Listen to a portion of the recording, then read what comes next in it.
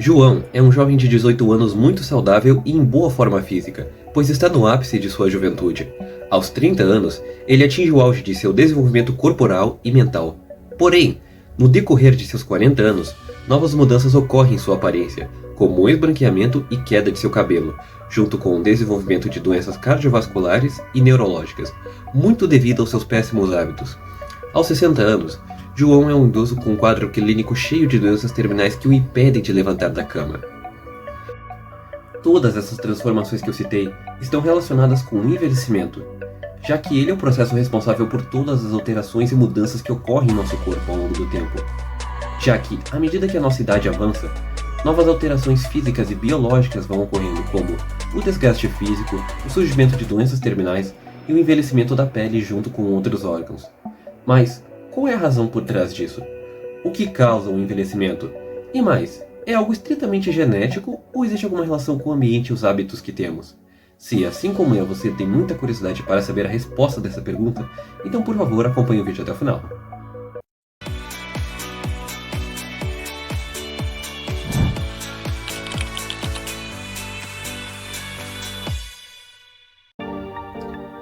Para que possamos entender o que causa o envelhecimento, primeiro precisamos entender o seu conceito, o que é o envelhecimento em si. Segundo a ciência, ele é o processo de alterações físicas, psicológicas e biológicas que ocorrem em nosso corpo com o decorrer do tempo. De maneira resumida, ele é o nosso processo de desenvolvimento que nos acompanha desde o nascimento até a morte, pois simplesmente não faz nenhum sentido dizer que uma pessoa está envelhecendo só porque ela está velha. Essa é só uma parte do processo, e a parte final, diga-se de passagem, pois isso já começa desde o nosso desenvolvimento embrionário. Bem, ao longo desse estudo, vamos analisar duas principais teorias a respeito do envelhecimento, uma delas com bastante variáveis, diga-se de passagem. Bom, vamos ao estudo.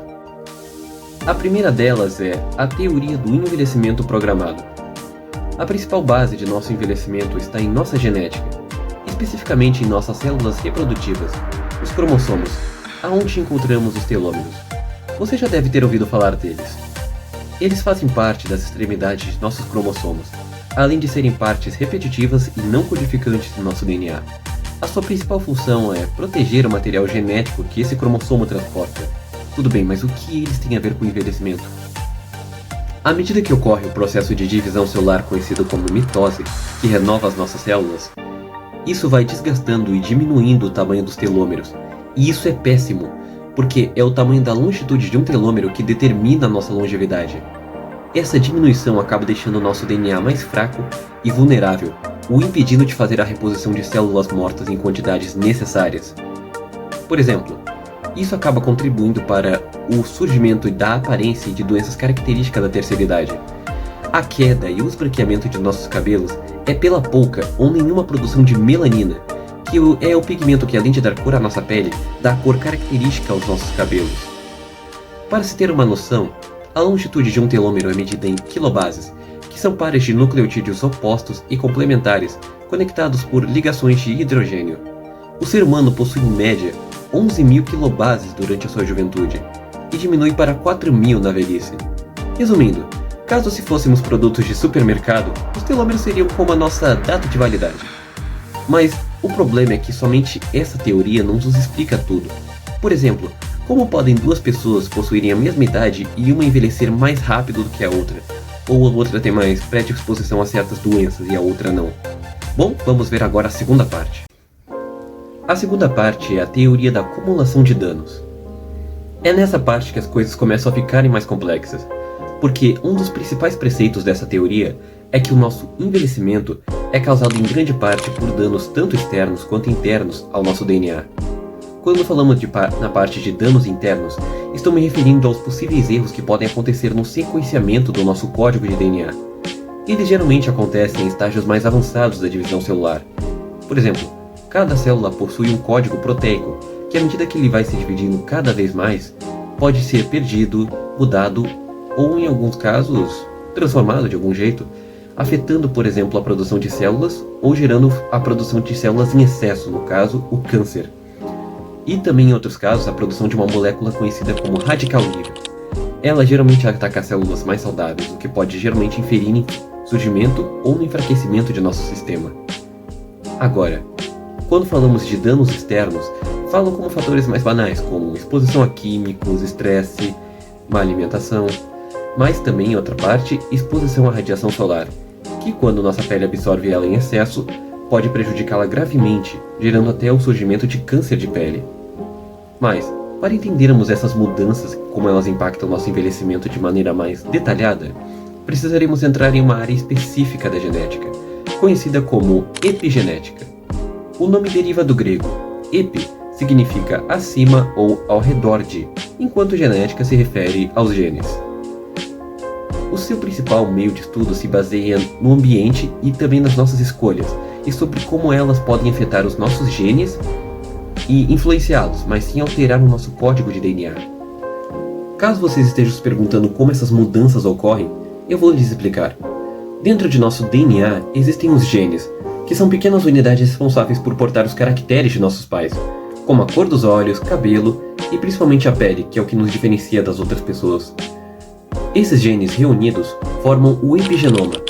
Ele é o conjunto das alterações químicas que ocorrem em nosso DNA e nas proteínas relacionadas a ele.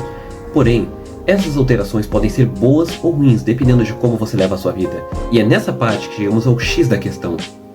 Se você é uma pessoa que se exercita regularmente, tem uma boa dieta e vive em um ambiente calmo e sem estresse, isso vai causar a ativação de certos genes mais saudáveis em seu DNA, providenciando a produção de mais proteínas que serão muito boas e que obviamente irão inferir positivamente em nossa longevidade. Agora, se você é uma pessoa sedentária que tem má alimentação e vive uma vida em um ambiente completamente estressante, isso pode causar o processo de metilação. Isso ocorre quando uma substância chamada grupo metil se acumula em regiões próximas ao início de um gene, e o fato dessa substância estar bem ali causa a desativação desse gene, podendo causar a deficiência de certas proteínas em nosso DNA e que vão inferir em todo o nosso organismo de maneira negativa, podendo até ocorrer o envelhecimento precoce em você. Concluindo, o epigenoma é a máquina dinâmica responsável por manifestar todas as alterações gênicas derivadas do ambiente e do estilo de vida que levamos, junto com o ciclo de vida dos telômeros, que em todas essas coisas em si reunidas causam nosso envelhecimento. Mas um pequeno outro detalhe a respeito da epigenética é que o seu gene e talvez até a sua vida podem ser definidos antes de você nascer. Eu sei que isso não é segredo em termos históricos, mas, em termos biológicos, estudos indicaram que cuidados e alimentação que mulheres recebem durante o período da gravidez podem inferir para o futuro, para a saúde dos seus futuros filhos que irão nascer. E, para realmente deixar isso mais claro, eu vou dar um exemplo. Descendentes de holandeses que passaram fome durante a ocupação alemã na Segunda Guerra têm mais predisposição a desenvolverem obesidade mórbida na idade adulta, ou só obesidade no caso. E sim, isso só prova o quão incrível e incógnita é a área da epigenética que, mesmo sendo uma área recente, realmente pode nos ajudar a compreender em um nível avassalador a respeito de nossa genética, que é um código muito complexo. Mas isso talvez possa fazer surgir uma pergunta entre as pessoas. É possível reverter o envelhecimento, ou ao menos frear o processo natural? Isso pode não ser surpresa para alguns, mas ao longo da história diversas pessoas já tentaram alcançar a conquista da vida eterna, seja por métodos um tanto não convencionais. Na Idade Média, por exemplo, existia um pequeno grupo de pessoas conhecidas como alquimistas. Eles eram os primeiros químicos da nossa história, e achavam que um minério muito específico chamado de pedra filosofal seria capaz de lhes conceder a vida eterna. Algo muito impressionante para uma época em que a expectativa média de vida era de 30 anos.